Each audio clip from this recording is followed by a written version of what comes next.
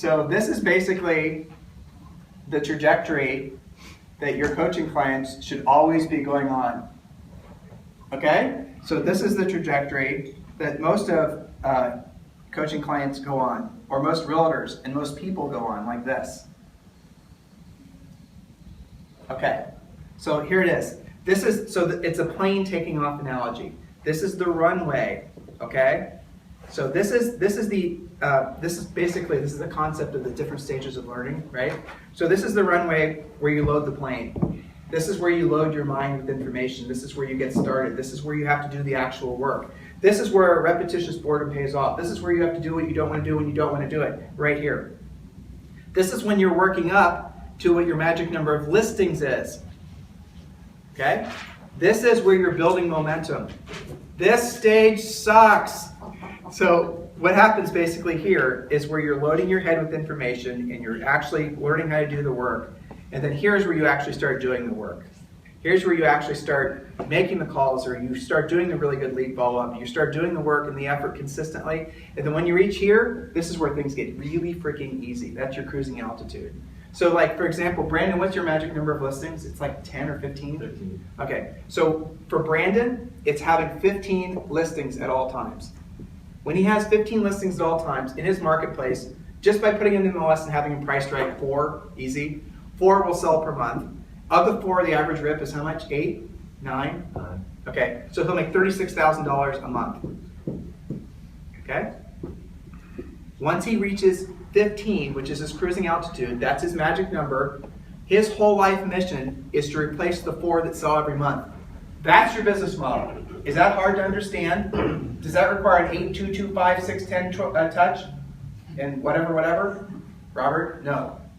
You guys get that? But the thing that they miss is that replacing the 4 is easier than getting to the 15. Yeah. That's counterintuitive, because if they're at 5, because they're building up to 15, their thought is, that's 3 times the work, it's 3 times the stress, why would I want to live up here? It's easier to just maybe sell them and go to the next deal. Once you get here, replacing 4 is so much easier than getting here. Because while they're getting up to cruising altitude, stuff's going to be selling off. Does that make sense conceptually? Now, what do most agents do? Is they'll go, oh, success, I'm working, got some shit in contract. Oh, it closed, no work. Oh, stress, I don't have any money, I want to buy a new whatever. Oh, work, oh, blah, blah. So they don't have cash flow, they have cash spurts. Does that make sense? Anyone have any questions on this? So this basically is the essence of mindset. This is called building momentum. So you have to identify, buddy, are you in the plane taking off stage? Yes. So here's what we need to do now. We need to have a daily schedule, first 30 days of REC. We need to have a minimum number of standards as far as what you're going to be doing every single day in terms of contacts. You need to be focused on things that are going to make you money. Don't be sidelined or sidetracked about things that are going to be silver bullet ideas, which is what most realtors do, especially during these 3 or 4 months of the year, because all these people are trying to sell them these little magic bullet things. You understand? You guys get this? So you got to keep them focused on the 15, or whatever their magic number is, and you'll know that from doing the business plan with them. And once they get up to that level, then as Julie said, all they have to do is replace the 4. So let's say, for example, you get up to making over $400,000 a year, you realize, well, you know what? I want a boat. I want to have a second home. I want to have this. I want to pay off my whatever. Whatever it is, okay, no problem. Then your new magic number is 25. So now we're going to work up to 25, and this is your new cruising altitude. What do you guys think about that? Which is when you add spokes. You probably are doing some work on negotiating and pricing with them at that point if they haven't had to be good at it yet on the ascension up to that. And you can do that up to whatever level you want to do. So he started out with a plane analogy. That first part, the getting ready to get started, getting your ducks in a row, that's sitting on the tarmac.